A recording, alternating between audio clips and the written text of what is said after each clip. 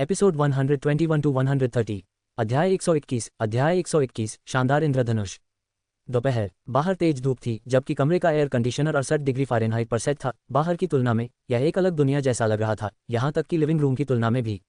King गुआंगलिन हाथ में एक उपन्यास लिए हुए हेडबोर्ड पर पीछे की ओर झुकी हुई थी, जबकि हे फॉन्ग उसके पैरों के ऊपर लेटी हुई थी। उसका फोन उठा हुआ था और फाइट द लैंडलॉर्ड के खेल का संगीत बज रहा था। उसने एक अध्याय समाप्त किया, थोड़ा थका हुआ महसूस किया, पुस्तक को एक तरफ रख दिया और धीरे से हे फॉन्ग के लंबे बालों को अपने हाथ से सहलाया। उसकी आंखें बंद हो गईं, रेशमी चिकनाई महसूस करते हुए। हत्यारा पीड़ित का बेटा है ना? फिल्म का केवल 10वां हिस्सा देखने के बाद उसे यह स्पष्ट हो गया कि हत्यारा कौन था, जिससे वह कुछ हद तक उब गया। हे फैंग खेल में किसानों के साथ जमकर संघर्ष कर रहा था और प्रतिक्रिया स्वरूप सहजता से गुनगुना रहा था। बस इसी से अंदाजा लगा रहा हूँ, प्रभावशाली है ना? किंग गुआंगलिन ने मजाकिया अंदाज में अपनी उंगली से उसके होंठ को सहलाया। मुझे होम्स कहो, तुम हारने वाले हो। जैसे ही उन्होंने यह बात कही, किसानों ने एक विमान से खेल को सील कर दिया। जिंक्स। हे फैंग ने गुस्से से अपनी उंगली काट ली। मैं बहुत करीब था।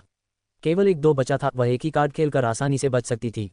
उनके पास एक और दौड़ शुरू करने के लिए पर्याप्त बीन्स नहीं थी। उसने निराशा में अपने हाथ नीचे कर लिए और आह भरते हुए कहा, अब तुम मुझे पसंद नहीं करते। तुम ऐसा क्यों सोचती हो कि मैं तुम्हें पसंद नहीं करता? तुम मुझे बीन्स जीतने में मदद नहीं कर रहे हो। मैं अब और नहीं खेल सकता। इतना अच्छा समय खेलों में क्यों बर्बाद कर रहे हो? किंग गुआंगलिन ने हे फॉन्ग का फोन एक तरफ रख दिया, उसकी बांह पकड़ी और उसे ऊपर खींच लिया। इधर आओ और मुझे गले लगाओ। यह अकेले में बिताया गया एक दुर्लभ सप्ताहांत था। गेमिंग पर बर्बाद करने के लिए यह बहुत अच्छा दोपहर था। जब आपकी गर्लफ्रेंड है तो गेम क्यों खेलें? अनिच्छा से हे फैंग उठे और उस पर गिर पड़े। मुझे कोई बीन्स नहीं मिल रही और फिर भी गले लगना चाहते हो? मैं तुम्हें कुचल दूंगा। उसे कभी इतना कर्जदार नहीं होने देना चाहिए था। अब उसे अपने कर्ज की बिल्कुल भी चिंता नहीं थी। अभी नहीं, मैं आज रात तुम्हारे लिए कुछ जीतूंगा। आपका वादा? मैं वादा करता हूँ। मैं कल सुबह उन फलियों को देखना चाहता हूँ। मुझे हमेशा जीत की गारंटी नहीं होती। अगर मैं हार गया तो क्या होगा? कोई रास्ता नहीं, तुम्हें जीतना ही होगा। हे फैंग ने धमकी देते हुए खुद को फिर से उसके ऊपर गिरा दिया। ठीक है। किंग गुआंगलिन ने उन्हें पलट दिया और अब उसे अपने नीचे दबा लिया। अब खेल के बारे में और बात नहीं करनी है। हे फैंग ने उसकी ओर देखा। तो फिर हमें किस बारे में बात करनी चाहिए? तुम्हारा क्या विचार है? उसने मुस्कुराते हुए पूछा। जैसे ही वह पास झुका, किस बारे में बात करूं? हे फैंग ने अपनी उंगली से उसके होंठों को सहलाते हुए चिढ़ाते हुए कहा, लेकिन मैं बात नहीं करना चाहता। तो फिर मैं बात करूंगा। बस अब और बात नहीं। थोड़ी देर बाद हे फैंग ने हल्के से हौंकते हुए उसका सिर अपनी ओर से मोड़ लिया। हट जाओ। बस थोड़ी देर और, अब और नहीं। हाँ और भी। किंग गुआंगलिन जिद करते हुए फिर से झुकी, फिर रुकी। तुम क्या कर रहे हो? हे फैंग ने अपना मुंह चौड़ा खोलने की कोशिश की और भौहें उठाकर इशारा करते हुए बुदबुदाया, बिल्कुल नहीं।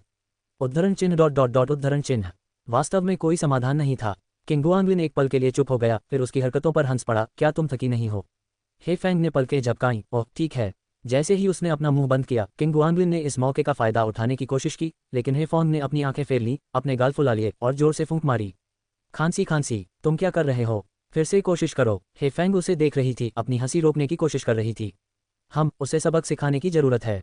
परेशान होकर किंग गुआंगलिन एक तरफ लेट गया। मैं ये फिर से नहीं करूंगा। चलो भी नहीं, अगर तुम ठीक से व्यवहार नहीं करोगे तो मैं तुम्हें गुब्बारे की तरह तब तक फुलाऊंगा जब तक तुम एक गोल गेंद नहीं बन जाओगे। हे फैंग खड़ी हुई, अपने कपड़े ठीक किए, बिस्तर से उठी, चप्पल पहनी और बाहर चली गई। अच्छा व्यवहार करो। तुम क्या कर रहे हो? किंग गुआंगलिन उठकर बैठ गया और पूछा। बाथरूम जा रही हूँ। उसने आंखें घुमाई। क्या तुम भी आना चाहते हो? मुझे रहने दो। किंग गुआंगलिन वापस लेट गया और बाथरूम की ओर उसकी आवाज़ सुनने लगा, फिर दरवाज़ा बंद कर दिया। कुछ देर सोचने के बाद वह बिस्तर से उठा, मेज़ पर गया और कंप्यूटर चालू करके फिल्म ढूंढने लगा।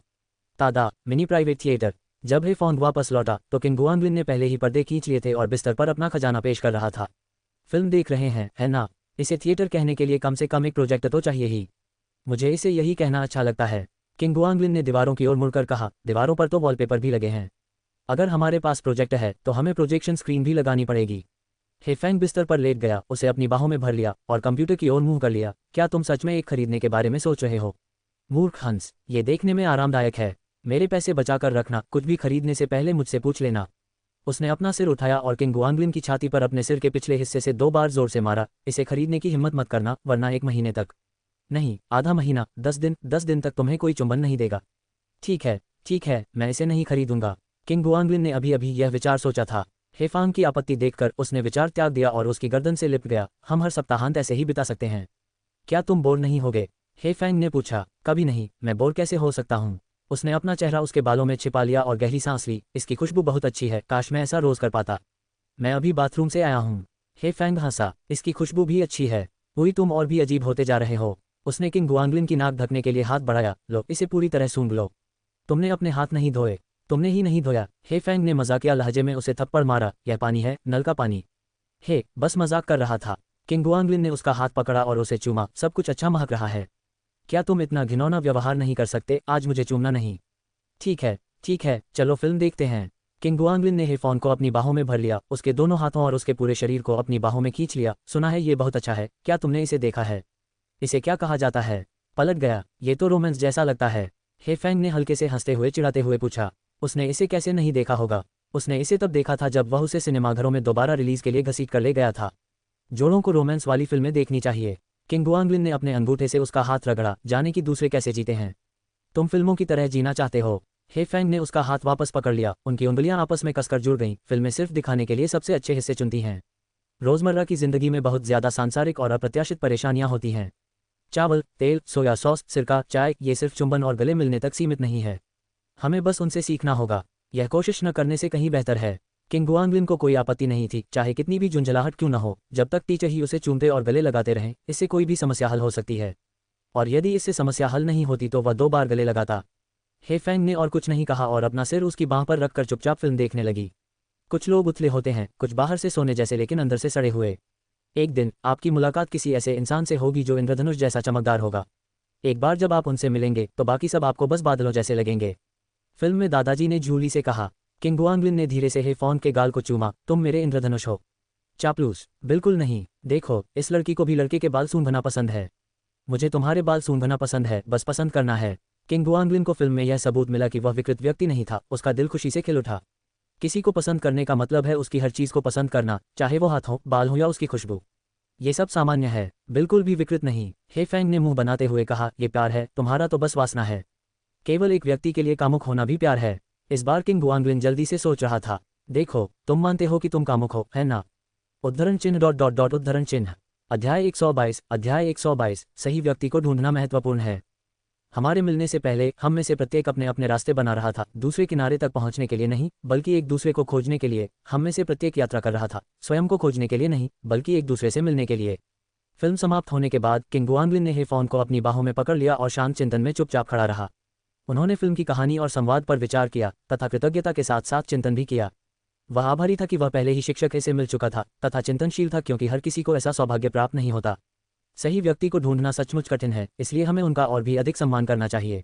एयर कंडीशनिंग को थोड़ा ठंडा महसूस करते हुए किंग गुआंगलिन ने तापमान को कुछ डिग्री बढ़ाने के लिए रिमोट उठाया, फिर दोनों को ढकने के लिए एक पतला कंबल खींच लिया। चलो आज रात मेरे घर पर खाना खाते हैं।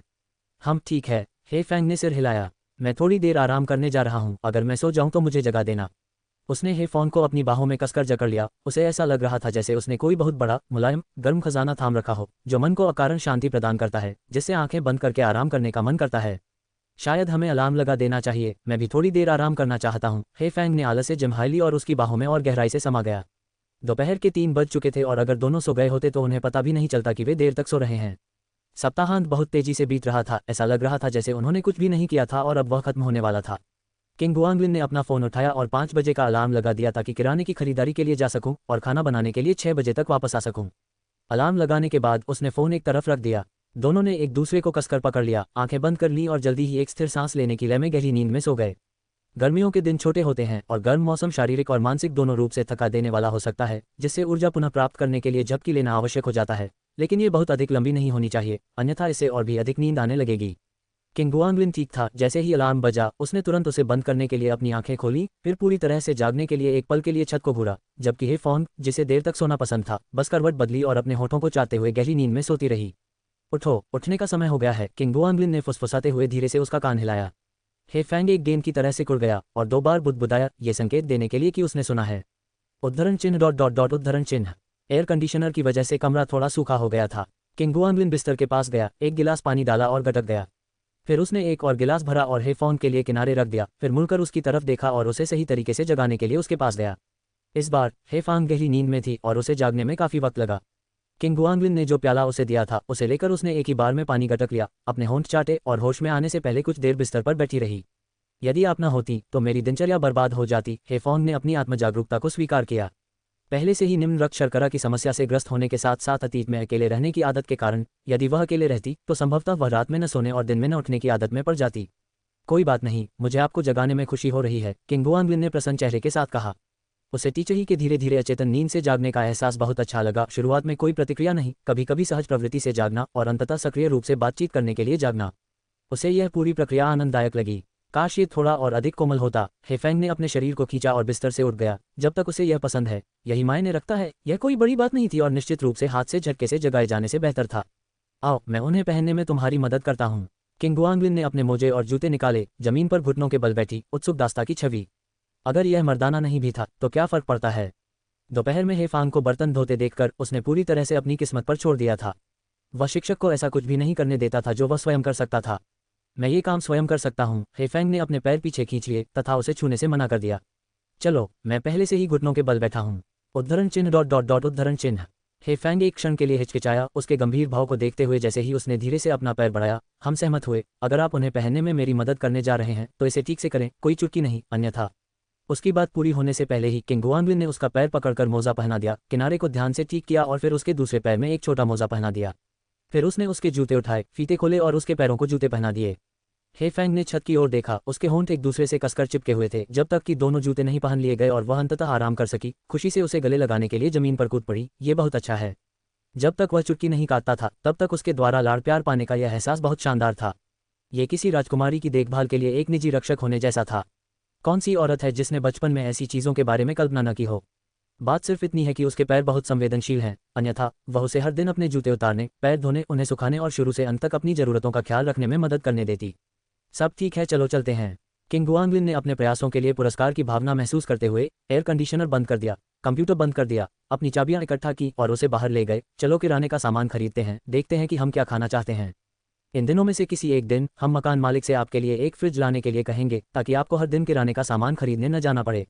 इसके बारे में बाद में बात करेंगे। दैनिक खरीदारी से चीजें ताज़ा रहती हैं। हेफोंग ने खुशी से उसके साथ हाथ मिलाया और वे नीचे चले गए। फिलहाल वह उन परेशानी भरे मामलों के बारे में सोचना नहीं चाहती थी। उनका रिश्ता उसकी उम्मीद से कई गुना तेजी से आगे बढ़ा था। कहने को तो वो उसे सबसे अच्छा रोमांस दे रही थी, लेकिन क्या रोमांस दो लोगों का मामला नहीं होता। जो उसे मिल रहा था वह भी सर्वोत्तम था। किराने की खरीदारी के बाद किंग गुआंगलिन सारे बैग घर ले गई और हेफोंग को कोई भी बैग ले जाने का नाटक नहीं करना पड़ा। उसने सहजता से किन की मां का अभिवादन किया और फिर किंग गुआंगलिन के साथ काम करने के लिए रसोई में चली गई। किन की मां सोफे पर झुकी हुई उन्हें दरवाजे से रसोई की ओर जाते हुए देख रही थी। उनके चेहरों पर खुशी साफ झलक रही थी, जिससे उसके चेहरे पर भी मुस्कान आ गई। वह रसोई के दरवाजे की ओर जाकर एक बार फिर देखना चाहती थी, लेकिन झिझकते हुए बैठी रही, ये सोचकर कि यह तीसरा पहिया बनने का सही समय नहीं है। जब से किंग गुआंगलिन हेफोंग को घर लाए थे तब से वह ज़्यादा से ज़्यादा समय घर से बाहर ही बिता रहे थे। पहले वह घर पर ही रहते थे, लेकिन अब लगभग हर सप्ताहांत उन्हें घर पर कम ही देखा जाता था। ये सोचते हुए किन की मां ने एक बार फिर रसोई घर की ओर देखा, जिसमें थोड़ी राहत और थोड़ी उदासी थी। 20 साल से अधिक समय तक एक सुअर को पालने के बाद आखिरकार उसने एक गोभी को गिरा दिया और अब ऐसा लग रहा था जैसे गोभी उसे लेकर भागने वाली थी। लो, तुम करो, मैं बगल से निर्देश दूंगी, हेफोंग ने अपनी बाहें मोड़ते हुए कहा। वह किंग गुआंगलिन को खाना बनाना सिखाने के लिए तैयार हो रही थी। मैं जानता हूं कि कैसे, बस मुझे अभ्यास की कमी है। किंग गुआंगलिन ने खाना पकाने का सार समझ लिया था। यदि पकवान ठीक बनता है तो उसे खाना पकाना माना जाता है। आखिरकार प्रक्रिया एक ही थी और स्वाद अच्छा है या नहीं ये दक्षता पर निर्भर करता है। क्या मैं आपके मार्गदर्शन में तेजी से कुशल नहीं बन जाऊंगा? ये सच है। किंग गुआंगलिन ने उसके मार्गदर्शन को स्वीकार करते हुए सिर हिलाया। हेफेंग ने केवल सब्जियां धोई और कुछ नहीं किया, बाकी काम किंग गुआंगलिन पर छोड़ दिया। उसका उद्देश्य किन को एक अच्छा शेफ बनाना था। आधा अच्छा क्यों? क्योंकि उसकी आधी कुशलता ही काफ़ी होगी, बाकी अभ्यास से आ जाएगी। कम तेल डालें, इस व्यंजन को ज़्यादा तेल की ज़रूरत नहीं है। ज़्यादा तेल डालने से यह चिकना हो जाता है। और नमक डालो और भी ज़्यादा, इस व्यंजन को स्वादिष्ट बनाने की ज़रूरत है। अगर नमक बहुत कम है तो ये बिल्कुल नहीं डालने के समान है। इसके लिए गहरे रंग की सोया सॉस का प्रयोग न करें, ये बहुत गहरे रंग की होती है। हल्के रंग की सोया सॉस का प्रयोग करें। हेफेंग ने किंग गुआंगलिन के अनाड़ी प्रयासों को देखकर अपनी आंखें घुमाईं, लगभग उसका कान पकड़कर पूछना चाहती थी कि सब कुछ जानते हुए भी केवल अभ्यास की कमी है से उसका क्या मतलब है। कचरे का कितना सारा बोझ है। अध्याय 123। अचानक बाहरी व्यक्ति बन गया। शिक्षक के अतिरिक्त कोचिंग के साथ व्यंजनों की गुणवत्ता में उल्लेखनीय सुधार हुआ। मेज पर गर्मागर्म परोसे गए व्यंजन हालांकि अभी भी उन दो महिलाओं द्वारा बनाए गए भोजन से बेहतर नहीं थे, कम से कम देखने में तो स्वादिष्ट थे। किंग गुआंगलिन ने जल्दी से फ्रिज से बचा हुआ संतरे का जूस निकाला और हर व्यक्ति के लिए एक कप जूस डाला। शेफकिन के बेहतर पाक कौशल का जश्न मनाने के लिए अपनी अपनी दुनिया में मग्न दोनों ने बिना टोस्ट के ही अपने अपने ड्रिंक्स उठा लिए। उसे कोई आपत्ति नहीं हुई और वह खुशी खुशी उन्हें गटक गया और किन की मां को खाना उठाते हुए देखता रहा। झुककर उसने पूछा, स्वादिष्ट है ना? बुरा नहीं, पहले से कहीं बेहतर है। किन की मां ने किंग गुआंगलिन की तरफ देखे बिना ही सिर हिला दिया। सिर घुमाकर उन्होंने हेफोंग की तारीफ की। तुमने उसे बहुत अच्छा सिखाया। तुम वाकई बहुत कुशल हो। ओह, मैंने तो बस कुछ टिप्पणियां कर दी थीं। हे फैंग ने विनम्रता से बीच में कहा, वह खुद भी जल्दी सीखने वाला है। कुछ और पाठों के साथ वह शायद स्नातक हो सकता है। केवल साग को तलना पर्याप्त नहीं है, उसे कुछ कठिन व्यंजन सिखाएं और फिर वह ये सब स्वयं कर सकेगा, किन की माँ ने खाते हुए टिप्पणी की। हे फांग ने मुस्कुराहट दबाते हुए कहा, हाँ, मैं ये सुनिश्चित करूंगा कि वह सीख जाए। किनारे पर बैठे किंग गुआंगलिन ने अपने गाल फुलाकर चावल खाया और दोनों महिलाओं की ओर दाएं बाएं देखते रहे। इन दोनों के बीच क्या हो रहा है? वे ऐसे बातें कर रहे थे मानो अब से खाना वही बनाएगा। क्या इसलिए कि वह कमरे में गलत रास्ते से आया था? उसे ऐसा क्यों लग रहा था जैसे उसकी माँ अचानक उसकी सास बन गई हो? असल में वह टीचर हे के मासिक आगमन को देखते हुए कुछ खाना पकाने के गुर सीखना चाहता था, क्योंकि उनके लिए खाना बनाना असुविधाजनक होता। उसने उन दिनों खाना पकाने से लेकर बर्तन धोने तक का सारा काम खुद करने की योजना बनाई। हालांकि टीचर हे के लिए रोज खाना बनाना अच्छा होता, लेकिन वह उनके बनाए हुए खाने का स्वाद भी लेना चाहता था। क्या तुमने सुना? हे फॉन के साथ बातचीत के दौरान किन की माँ ने देखा कि किंग गुआंगलिन खाना खाते समय विचारों में खोया हुआ था और वह उससे पूछे बिना नहीं रह सकी। किंग गुआंगलिन अचानक चौंक गई। उसे समझ नहीं आया कि वे क्या चर्चा कर रहे थे। क्या? कुछ नहीं, खाना जारी रखो। हे फैंग ने उसे एक और निवाला परोसा और किन की माँ की तरफ देखकर मुस्कुराया, हम बाद में जिम्मेदारी उस पर डाल देंगे। हे किन की माँ किंग गुआंगलिन पर हंसे बिना नहीं रह सकी। बिल्कुल, इसे उस पर छोड़ दो, और अगर उसने शिकायत करने की हिम्मत की तो तुम मुझे बताना, मैं उसे आसानी से नहीं छोड़ूंगी। किंग गुआंगलिन को अपनी रीढ़ की हड्डी में ठंडक महसूस हुई। तुम दोनों क्या बात कर रहे हो? ऐसा लग रहा था जैसे उन्होंने कुछ विचित्र योजना बनाई थी, और ऐसा नहीं लग रहा था कि यह कुछ अच्छा था। कुछ नहीं, बस खा लो। हाँ, खाओ। उद्धरण चिन्ह डॉट डॉट डॉट उद्धरण चिन्ह। भोजन के दौरान चिंतित महसूस करते हुए किंग गुआंगलिन बर्तन धोने के लिए रसोई में ले गई। बर्तन धोने के साबुन को छिड़का और रगड़ना शुरू कर दिया। तुम दोनों अभी क्या बात कर रहे थे? जब उसने देखा कि हे फॉन उसके पीछे पीछे रसोई में आ गया और वहां खड़ा होकर देख रहा है, तो वह खुद को पूछने से नहीं रोक सका। हमने ज्यादा कुछ नहीं कहा। हे फैंग में मासूमियत का भाव था जब वह झुकी और चुपके से हाथ फेरते हुए उसकी हरकतों को नजरों से बचाती हुई चुपके से उसके पेट को छूने लगी। देखती हूँ कि तुम्हारा पेट भरा है या नहीं। थोड़ी देर में मेरे साथ दौड़कर आ रही हो। दोपहर के समय जितना गोल नहीं है, बस थोड़ा सा सूजा हुआ है। किंग गुआंगलिन ने 2 बार टालमटोल किया, लेकिन बच नहीं पाई और आखिरकार उसने परवाह करना छोड़ दिया। आखिरकार उसके कोमल हाथ काफी आरामदायक लग रहे थे। तुमने जरूर किसी बात पर बात की थी। हम बस तुमसे कुछ काम करवाने की बात कर रहे थे। हे फैंग ने उसे और पास खींचा, उसका सिर उठाया और उसके कान में हल्के से सांस लेते हुए कहा, क्या तुम्हें कड़ी मेहनत करना पसंद है? ओह, किंग गुआंगलिन ने अकड़कर कहा, मेरी माँ अभी भी बाहर देख रही है। बस मुझे बताओ कि तुम्हें ये पसंद है या नहीं। हे फैंग ने उसके कान के पास फुसफुसाते हुए कहा, क्या तुम्हें ये पसंद है? मुझे ये पसंद है, मुझे ये पसंद है। किंग गुआंगलिन को बुदबुदी हुई और वह अनायास ही पीछे हट गई। हटो, तुम मेरा काम रोक रही हो। हे फैंग शरारती मुस्कान के साथ पीछे हट गया, दरवाजे की चौखट पर टिक गया और सामान्य आवाज में उसे आग्रह करने का नाटक किया, जल्दी करो, बर्तन धोने में भी तुम टालमटोल करते हो। जल्दी क्यों? मुझे इन्हें ठीक से साफ करना है। किंग गुआंगलिन ने नाराजगी से उसकी तरफ देखा। वह उसे छूने नहीं देती थी, फिर भी उसे हमेशा मजाक में उकसाना पसंद था। किंग की माँ को रसोई के दरवाजे से गुजरते हुए देखा। दरवाजा चरमराते हुए बंद हो रहा था। उसने हे फॉन को इशारा किया, इधर आओ। मैं नहीं जाऊंगी। हे फैंग ने मना कर दिया। वह वहीं खड़ी रही और उसने अपनी दोनों बाहें पार कर लीं। मैं तुम्हें अपना पेट छूने दूंगी। मैं अब और नहीं चाहता। ठीक है। किंग गुआंगलिन ने और कुछ नहीं कहा, अपने हाथों को धोने की गति बढ़ा दी, अपने हाथों से झाग को धोया, उन्हें अपने शरीर पर 2 बार पोंछा और फिर हे फॉन को एक बड़ी मुस्कान दी। हे फैंग को कुछ गड़बड़ का आभास हुआ और वह तुरंत वहां से जाने के लिए मुड़ा, लेकिन इससे पहले कि वह आगे बढ़ पाती, उसने उसे अपनी बाहों में खींच लिया। तुम भागो, किंग गुआंगलिन ने गुनगुनाते हुए कहा। बकवास मत करो, ये जानते हुए कि वह आज़ाद नहीं हो सकती। हे फांग ने संघर्ष करना छोड़ दिया। तुम्हारी माँ जल्द ही बाहर आ जाएगी। वह नहीं करेगी। मुझे छोड़ दो, वरना मैं चिल्लाऊंगी। तुम क्या चिल्लाओगी? किंग गुआंगलिन ने अपनी उंगली से उसके होंठ को छेड़ा। मदद! उद्धरण चिन्ह डॉट डॉट डॉट उद्धरण चिन्ह। हे फैंग ने अचानक अपनी उंगली काटने की कोशिश की, लेकिन चूक गया। झुंझला कर उसने उसे घूरा। तुम क्या करने की कोशिश कर रहे हो? हे, अपना सिर एक तरफ घुमाओ। किंग गुआंगलिन ने उसे अपना सिर घुमाने का निर्देश दिया ताकि उसे उसकी ही दवा चखाई जा सके। वह हमेशा बिना किसी कारण के उस पर हवा के झोंके मारना पसंद करती थी। अब समय आ गया था कि वह भी उस पर हवा का झोंका मारे और उसे भी इसका अनुभव करने दे। तो फिर आगे बढ़ो और फूंक मारो। हे फैंग को एहसास हुआ कि वह क्या करना चाहता है और उसने तुरंत अपना कान खोल दिया। ये बस थोड़ा गुदगुदी वाला था, उसकी तरह नहीं, बहुत संवेदनशील। उसकी नकल करते हुए किंग गुआंगलिन ने उसके कान में 2 बार हल्के से फूंका और देखा कि गुदगुदी से हे फांग छटपटा रहा है और उसके दिल में एक उपलब्धि का एहसास भर गया। अगली बार फिर फूंकोगी? बस बस बस। हे फैंग हंसते हुए छटपटाते हुए बोला। ठीक है, बहुत हो गया, अब मुझे जाने दो। किंग गुआंगलिन उसे जाने ही वाला था कि अचानक उसकी नज़र उसके छोटे कोमल कान पर पड़ी, जो कुछ प्यारा लग रहा था। हे फांग अचानक चिल्लाया, जिससे किंग गुआंगलिन चौंक गया और उसने उसे जल्दी से छोड़ दिया और अपराध बोध से उसकी घूरती नजरों से बचता हुआ बोला, देखता है कि दोबारा ऐसा करने की हिम्मत है या नहीं।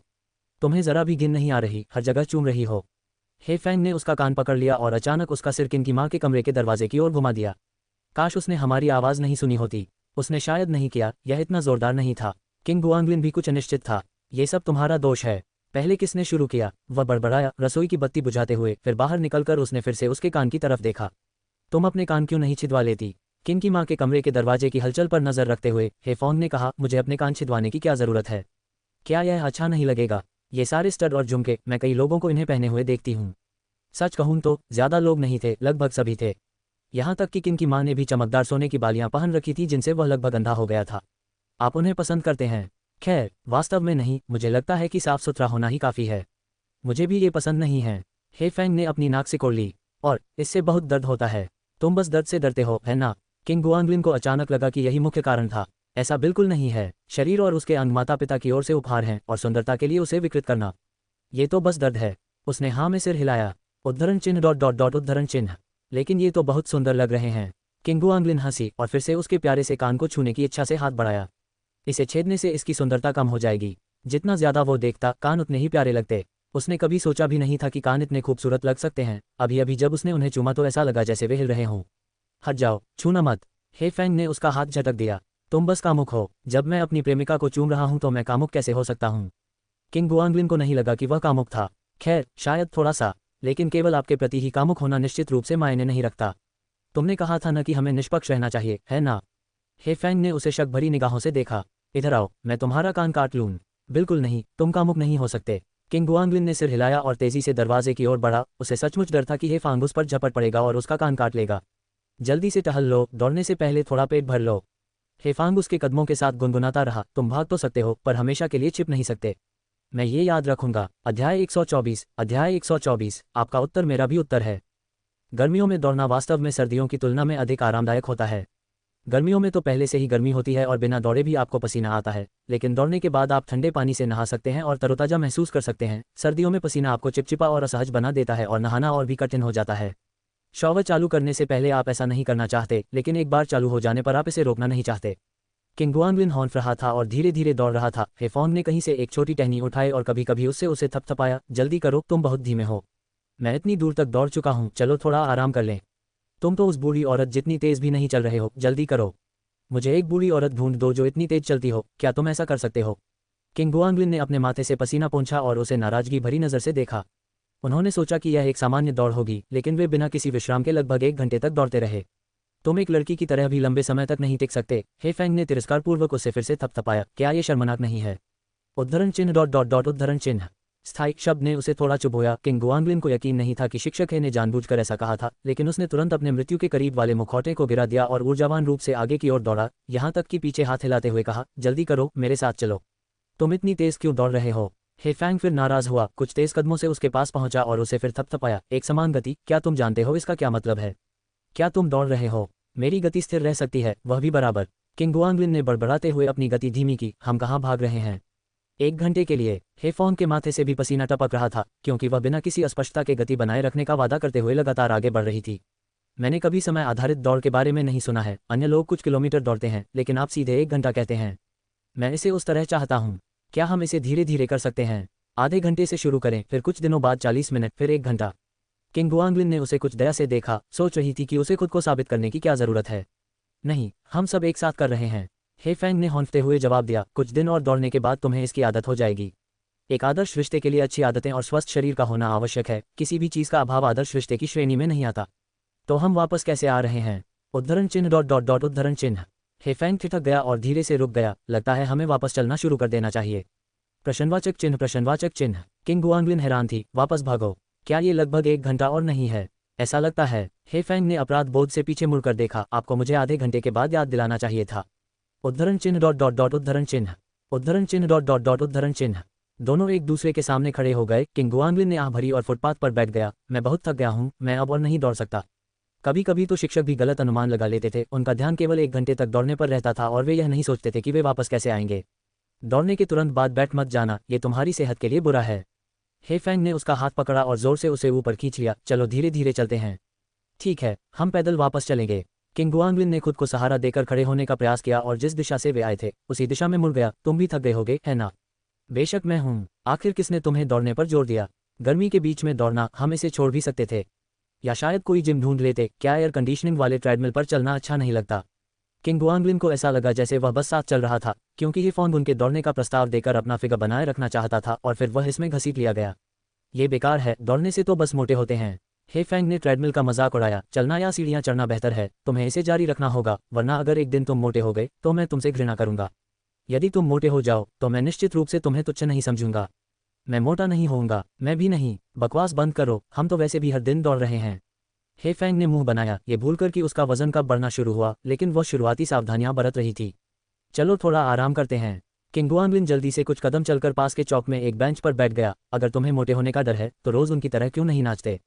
ये बहुत अच्छा है। छोटे से चौक के मध्य में कुछ बुजुर्ग महिलाएं पंखों के साथ नृत्य कर रही थीं। उनकी चालें काफी आकर्षक थीं। उसने कल्पना की कि उनमें हेफॉन भी शामिल है और वह हंसने से खुद को नहीं रोक सका। मुझे लगता है कि यह काम करेगा। मैंने पहले ही कहा था कि मैं मोटी नहीं होऊंगी। मुझे तुम्हारे मोटे होने की चिंता है। हेफॉन ने नृत्य को देखते हुए हंसते हुए कहा, क्या मैं तुम्हारे लिए एक फोल्डिंग पंखा खरीदूं और तुम नृत्य करने की कोशिश करो? मैं नाच नहीं रहा हूँ। किंग गुआंगलिन अपनी कुर्सी पर पीछे झुक गए और तारों भरी गर्मियों की रात के आकाश की ओर देखते हुए सांस छोड़ते हुए बोले, हम इतने अच्छे मौसम को दौड़ने में बर्बाद कर रहे हैं, तो फिर क्या बर्बादी नहीं होगी? हे फैंग ने ऊपर देखा और सहमति जताई कि मौसम वाकई अच्छा था। बस ऐसे ही बैठे रहना, 1 घंटे तक आसमान की ओर देखते रहना दौड़ने से बेहतर होगा। किंग गुआंगलिन ने अपना हाथ उसके कंधे पर रखा और उसे अपने पास खींचते हुए कहा, हम बाद में कार से वापस आएंगे। हमें अभी वापस चलना है। ये हमारा पहला दिन है, हमें इसे अंत तक पूरा करना है। ढिलाई के बारे में मत सोचो। हे फैंग ने अपनी नाक सिकोड़ते हुए उसकी बांह पर हाथ फेरते हुए कहा, मुझे मत पकड़ो, तुम पसीने से तर हो और बदबू आ रही है। जैसे तुम्हें पसीना नहीं आया। किंग गुआंगलिन को इसकी परवाह नहीं थी और उसने उसे अभी भी अपने पास रखा। देखो, अल्टेयर और वेगा आकाशगंगा से अलग हो गए हैं और मिल नहीं पा रहे हैं, लेकिन हम साथ बैठ पा रहे हैं। ये तो बहुत सौभाग्य की बात है। फिर भागने की क्या जरूरत है? अल्टेयर कौन है? वेगा कौन है? हे फैंग ने ऊपर देखते हुए पूछा। ओह, मुझे नहीं पता। मैं सिर्फ इतना जानता हूं कि वे आकाशगंगा के विपरीत दिशा में हैं। फटफट। हे फैंग ने धीरे से खर्राटे लिए और चुपचाप उसके कंधे पर झुक गया, फिर कुछ नहीं बोला। सचमुच एक साथ बैठ पाना ही अपने आप में खुशी की बात थी। ये वह चीज थी जिसके लिए वह कभी तरसती थी, और अब जब ये वास्तव में हो रहा था तो वह और भी अधिक चाहती थी। मनुष्य हमेशा इतने लालची होते हैं। तुम किस तरह का जीवन चाहते हो? उसने कुछ देर तक आकाश की ओर देखा, फिर धीरे से पूछा। अध्याय 125, अध्याय 124। आपका उत्तर मेरा भी उत्तर है _2। किस तरह का? किंग गुआंगलिन ने उसकी ओर देखा। अभी की तरह, ये बहुत अच्छा है। अब वह बहुत संतुष्ट था। उसे अपनी पसंद की नौकरी, एक प्रेमिका और खाली समय मिल रहा था। उसके लिए यही काफी था। शायद बहुत से लोग इस तरह के जीवन से ईर्ष्या करते थे। कम से कम वे उससे ईर्ष्या करते थे कि उसकी एक प्रेमिका है, लेकिन इस जीवन को जीने वाले और भी अधिक लोग थे जो संतुष्ट नहीं थे, क्योंकि मानव इच्छाएं अनंत हैं। चाहे किसी के पास कितना भी हो, वह हमेशा अधिक चाहता है। संतुष्ट रहना ही खुश रहने का तरीका है। हालांकि यह आलसी लग सकता है। किंग गुआंगलिन बहुत खुश महसूस कर रहा था, क्योंकि यह बिल्कुल वैसा ही जीवन था जैसा वह चाहता था। क्या अब तुम संतुष्ट हो? हे फैंग अभी भी आकाश में तारों को देख रहा था। काफी हद तक। किंग गुआंगलिन ने ध्यान से सोचा, अभी तो संतुष्ट हूँ, लेकिन भविष्य में हमें शादी करनी होगी, और फिर जब भविष्य आएगा तब बात करेंगे। उसके मुंह के कोनों पर एक मुस्कान तैर गई। खैर, तुम्हारा होना ही काफी है। हम चापलूसी से तुम्हें कुछ नहीं मिलेगा। हे फैंग ने उसे एक तरफ देखा। तुम्हें अभी भी जॉगिंग के लिए जाना होगा। तो फिर आप किस तरह का जीवन चाहते हैं? किंग गुआंगलिन ने जवाब में पूछा। मुझे। उसने अपना सिर झुकाया और कुछ देर सोचने का नाटक किया, फिर एक धूर्त मुस्कान के साथ उसकी ओर मुड़ी। मैं वही जीवन चाहती हूँ जो तुम चाहते हो। ये कैसा उत्तर है? यह अपने आप में एक उत्तर है। क्या तुम्हारी अपनी कोई इच्छाएं नहीं हैं? किंग गुआंगलिन को लगा कि वह उसे टाल रही है। हालांकि यह सुखद लग रहा था, लेकिन वह इसे इस तरह नहीं चाहता था। वह जानना चाहता था कि हे फॉन क्या चाहता है। हे फैंग ने कोई जवाब नहीं दिया, बल्कि उसके करीब झुककर पूछा, आपको क्या लगता है कि हम साथ साथ क्यों हैं? क्योंकि। किंग गुआंगलिन ने झिझकते हुए एक पल के लिए सोचा, फिर जवाब दिया, क्योंकि हम एक दूसरे को पसंद करते हैं। और हम एक दूसरे को क्यों पसंद करते हैं? उद्धरण चिन्ह डॉट डॉट डॉट उद्धरण चिन्ह। जारी रखें। किसी को पसंद करने के लिए कोई कारण क्यों जरूरी है? किंग गुआंगलिन कोई जवाब नहीं दे पाए और सवाल वापस उसकी ओर उछाल दिया, तुम बताओ, तुम मुझे क्यों पसंद करती हो? मैंने अभी अभी अपना उत्तर दे दिया है। हे फैंग ने अपना हाथ खींचकर उसे अपनी टांग पर सीधा लिटा दिया और फिर अपना छोटा सा हाथ उस पर रख दिया, आकार की तुलना करते हुए जैसे वह कुछ नाप रही हो। मैं वही जीवन चाहती हूँ जो तुम चाहती हो। इसलिए नहीं कि तुम चाहती हो और इसलिए मैं भी चाहती हूँ, बल्कि इसलिए कि हम दोनों जो चाहते हैं वह एक ही है। किंग गुआंगलिन आश्चर्यचकित रह गया। और वह क्या है? हर दिन एक साथ जागना, कुछ देर बिस्तर पर आराम करना, फिर बाहर जाने से पहले एक साथ नाश्ता करना, शाम को काम से घर आकर किराने का सामान खरीदना। मैं खाना बनाती हूँ, तुम बर्तन धोते हो, फिर साथ में देखने के लिए अपनी पसंदीदा फिल्म चुनते हो। मैं मेज पर पाठ योजना तैयार करती हूँ, तुम स्टूडियो में पेंटिंग करते हो। एक सामान्य दिन बीत जाता है, फिर दोहराते हैं, हमेशा दोहराते हैं, इससे कभी थकते नहीं है, चाहे कितनी भी बार। उसने किंग गुआंगलिन के बड़े हाथ की ओर देखा, अपनी उंगलियां उसके हाथों में फंसाईं और हल्का सा हाथ मिलाया। धन या वैभव की चाहत नहीं। जब ज्यादा कमाएं तो ज्यादा खर्च करें, जब कम कमाएं तो कम खर्च करें। घर बड़ा हो या छोटा, आखिरकार घर ही तो है। सबसे जरूरी है कि दो लोग साथ हों, सुरक्षित और स्वस्थ। तुम ज़्यादा ओवरटाइम करने की वजह से अपनी नौकरी छोड़ दोगे, जिससे हमारा साथ का समय कम हो जाएगा और मैं तनाव कम करने, काम जल्दी छोड़ने, तुम्हारे साथ ज़्यादा समय बिताने और साथ में कुछ और फिल्में देखने, पार्क में कुछ और बार घूमने के लिए प्रधानाध्यापक का पद और मानद उपाधियां ठुकरा दूंगी। किंग गुआंगलिन ने सुना, सोच में पड़ गई। क्या उसने वास्तव में इसके बारे में इतना सोचा था? यही वह जीवन है जो मैं चाहता हूँ और यही वह जीवन है जो आप भी चाहते हैं। यही कारण है कि हम अब इस तरह एक साथ बैठे हैं, तारों को देख रहे हैं, एक दूसरे के लिए सही व्यक्ति हैं। हे फैंग ने उसकी आंखों में देखने के लिए अपना सिर उठाया। धुंधली पीली स्ट्रीट लाइट के नीचे उसकी आंखें शानदार ढंग से चमक रही थीं, मानो चमक रही हो। अब समझ में आया कि हम एक साथ क्यों हैं। सही व्यक्ति कौन है? चाहे वो मूल्य हों, आदर्श हों, रुचियां हों या फिर रोजमर्रा की आदतें और व्यक्तिगत प्राथमिकताएं, जरूरी नहीं कि ये पूरी तरह से एक दूसरे से मेल खाती हो, लेकिन कम से कम आपसी समझ और सहनशीलता तो होनी ही चाहिए। छोटे मोटे झगड़े तब तक मामूली लगते हैं जब तक बड़े और गंभीर मामलों पर सहमति हो। जब तक कि आपसी लक्ष्य जोड़े को अलग न कर दे, तब तक वे एक दूसरे के लिए सही हैं। एक औरत जो जिंदगी की विलासिता से बेपरवाह है, सिर्फ गर्मजोशी और साथ की तलाश में है, एक ऊंचे पद पर बैठे अधिकारी से शादी करके नाखुश रहेगी। रात भर अकेली, देर रात मीटिंग से लौटने वाले जीवनसाथी का इंतजार करती हुई, नींद में डूबती हुई और फिर और काम के लिए जल्दी उठती हुई। इतने सारे पैसों का क्या फायदा अगर यही वो जिंदगी नहीं है जो वो चाहती है। इसी प्रकार सफल होने और उच्च समाज में स्थान पाने के लिए प्रेरित एक महिला कम धन, बिना किसी उच्च महत्वाकांक्षा, आरामदायक और संतुष्ट व्यक्ति से निराश होगी। यह इस बारे में नहीं है कि कौन बेहतर है या कौन बदतर, ये सिर्फ सही व्यक्ति से न मिलने के बारे में है। एक जैसा जीवन, दोनों पक्ष संतुष्ट, इसे बनाए रखने और बढ़ाने के लिए मिलकर काम करना, यही खुशी की शुरुआत है। हे फैंग को बहुत पहले से पता था कि वह क्या चाहती है। ओहम, किंग गुआंगलिन हे फॉन के शब्दों से कुछ हद तक चकित था। उसका दिल गर्म हो गया, लेकिन वह नहीं जानता था कि क्या कहना है। उसने वह सब कुछ कह दिया था जो कहने की जरूरत थी। वास्तव में ये वही था जो वह चाहता था। दोनों सुबह सूर्योदय को एक साथ देखते, शाम को सूर्यास्त देखते और रात में बाहर कुर्सियां हटाकर पास बैठकर तारों को देखते। शिक्षक है, उसने सीधे हे फॉन की ओर देखा, गंभीर भाव से कहा, मैं आपके बिना इस तरह नहीं रह सकता। तो फिर मत जाओ, उसने कहा। एक शिक्षक होने के नाते आप बहुत समझदारी से बात करती हैं। किंग गुआंगलिन ने उसे अपनी गोद में बैठाने के लिए उठाया। मुझे एक चुंबन दो, यहाँ इस जगह पर। क्या ये ठीक है? हे फैंग ने अपना सिर घुमाया और चारों ओर देखा। चौक में अभी भी बहुत से लोग घूम रहे थे। सच है, मैं तुम्हें अभी छोड़ देता हूँ, वापस आकर हम इस बारे में बात करेंगे। क्या अब हम वापस चलें? चलो थोड़ी देर और बैठते हैं। मैंने बहुत समय से तारों को नहीं देखा है और कौन जानता है, शायद हम उन्हें कुछ वर्षों में नहीं देख पाएंगे।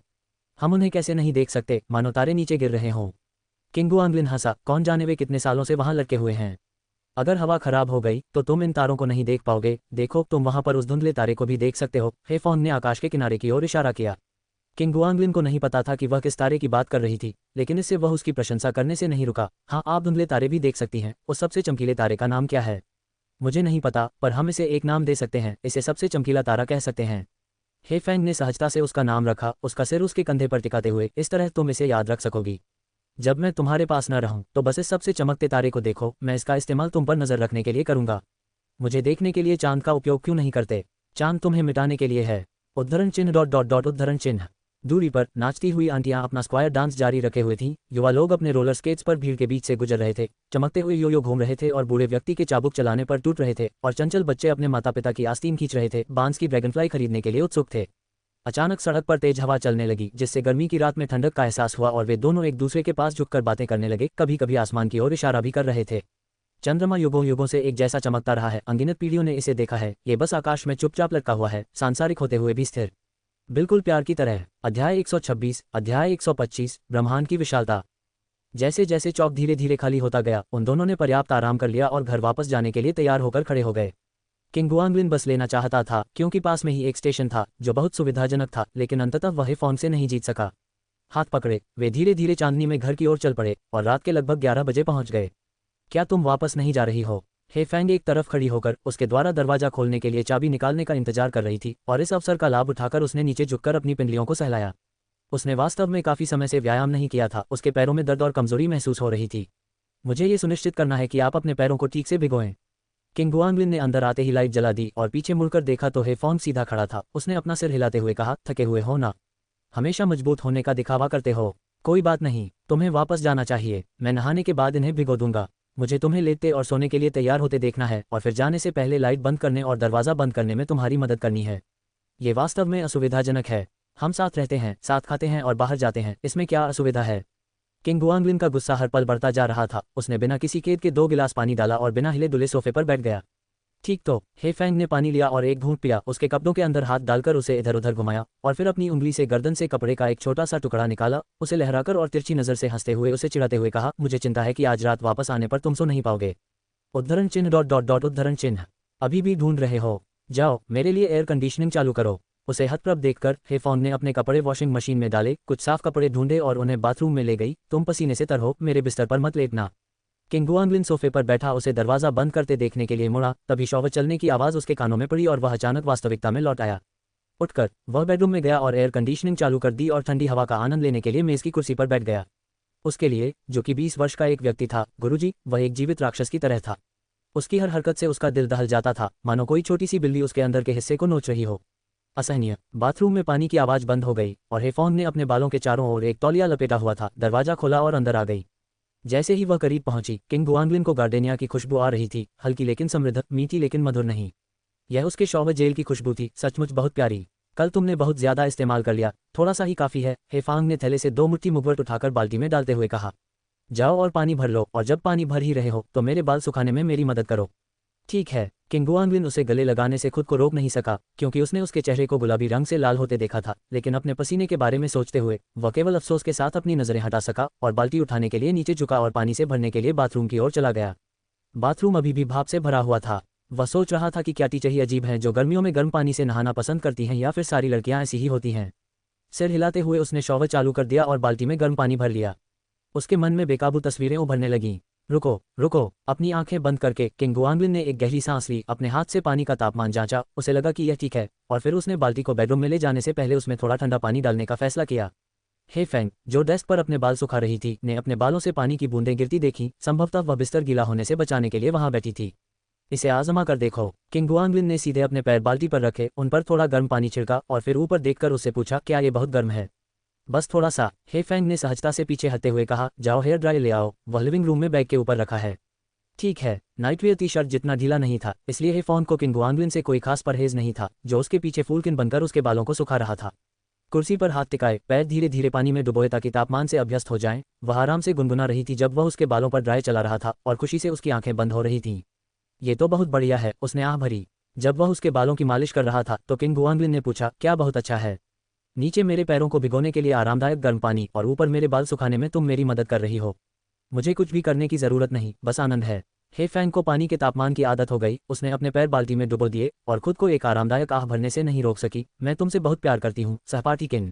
आप बिल्कुल किसी पुराने सामंत की तरह हैं जो इस सारी विलासिता का आनंद ले रहे हैं। किंग गुआंगलिन ने अपनी जीभ चटकाई। नहीं, मुझे भी किसी दिन इसका अनुभव करना होगा। आप पानी लाएं और मेरे बाल सुखाएं, जबकि मैं यहाँ बैठकर विलासिता का आनंद लेता हूँ। तुम्हारे बाल थपथपाने से सूख जाते हैं, हवा देने से क्या? तो चलो इसे कंधों की मालिश और पीठ की मालिश में बदल देते हैं। आपकी मालिश तो आरामदेह होगी। उसने अपना सिर झुकाकर हेफॉन्ग के हाथों को देखा। उसे तो यह अनुभव चाहिए ही था। जरूर, किसी दिन मैं तुम्हें भी स्वामी बनने दूंगी। हे फेंग ने अपना सिर नीचे किया, अपने पैरों से पानी से खेलते हुए, और सोचा, मैं 10 बार बनूंगी और तुम्हें एक बार, कैसा रहेगा? जरूर, ये बहुत अच्छा लग रहा है। किंग गुआंगलिन ने खुशी खुशी उस असमान संधि पर सहमति व्यक्त की। हेफॉन्ग पसीने से लथपथ रसोई में काम कर रही थी, जबकि वह बेडरूम में बैठकर एयर कंडीशनिंग का आनंद ले रहा था और उपन्यास पढ़ रहा था। उसके लिए यही उचित था कि वह अब हेफॉन्ग को आराम से मौज मस्ती करने दे। उसे कोई आपत्ति नहीं थी, भले ही इसके लिए उन्हें महीने में 1-2 बार ही जगह बदलनी पड़े।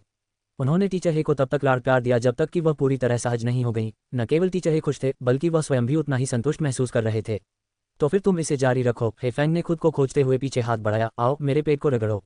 पैरों को भिगोना, बालों को सुखाना और फिर पेट पर मालिश करना, ये जीवन अमर लोगों द्वारा भी नहीं बदला जाएगा।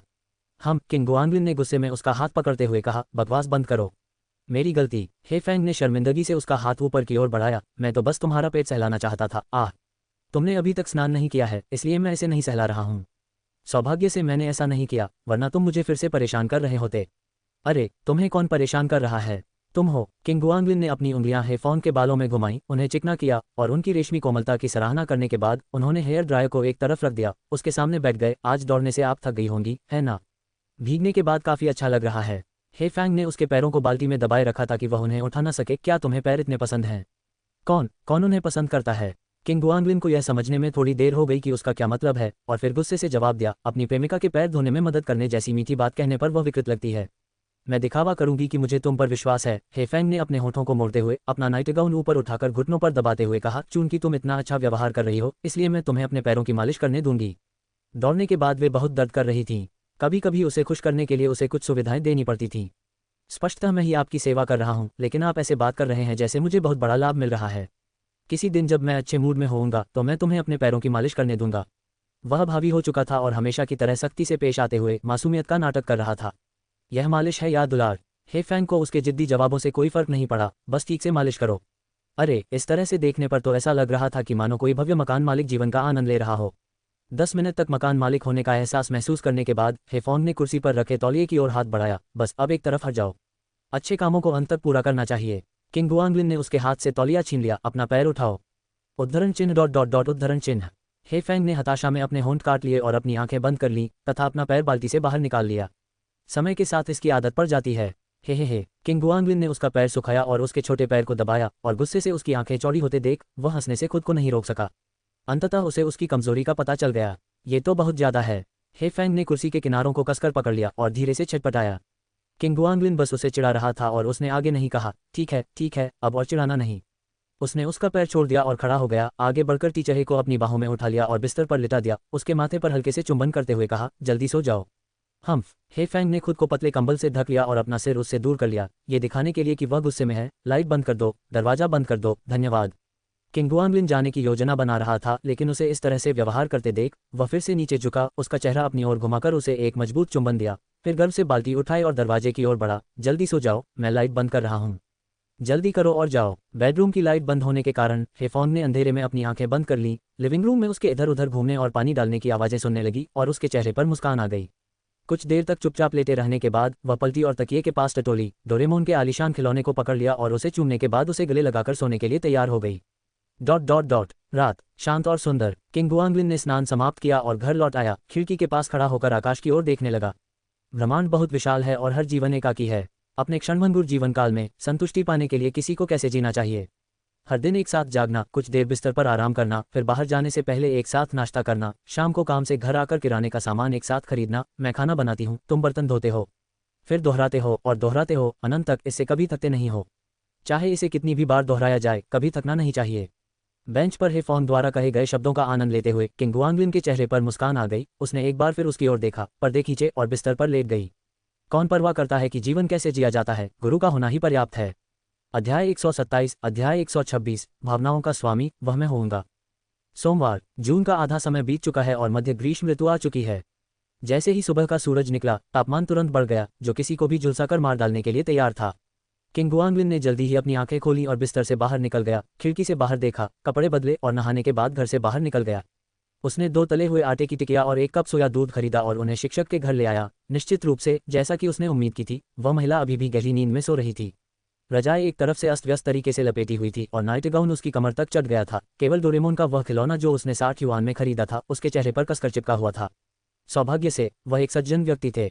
किंग गुआंगलिन ने धीरे से आह भरी, पतले कंबल को फैलाने के लिए दबे पांव आगे बढ़ा, एक बार चुपके से देखा, फिर दोबारा, फिर उसे ठीक से ढक लिया, धीरे से उसके हाथ को चूमा, बेडरूम से बाहर चला गया और ध्यान से अपने पीछे दरवाजा बंद कर लिया। उसने सोफे पर ही अपने लिए 1 गिलास पानी डाला और उसे पी गया। घड़ी पर नजर डाली तो पता चला कि उसके पास अभी कुछ समय था, इसलिए उसने केतली उठाई, उसे रसोई में भर लिया और 5 मिनट बाद पानी के उबलने का इंतजार करने लगा। केतली का प्लग निकालने और यह सुनिश्चित करने के बाद कि उसमें और कुछ तो नहीं है, वह अपार्टमेंट से बाहर निकला और कंपनी के लिए कार लेने नीचे चला गया। गर्लफ्रेंड होने से पहले की जिंदगी एक चीज़ थी और गर्लफ्रेंड होने के बाद की जिंदगी दूसरी चीज़ थी। जब प्रेमिका उसके पास अकेली रहती थी तो ये जीवन जीने का एक और नया तरीका था। ये और अधिक अद्भुत होता जा रहा था।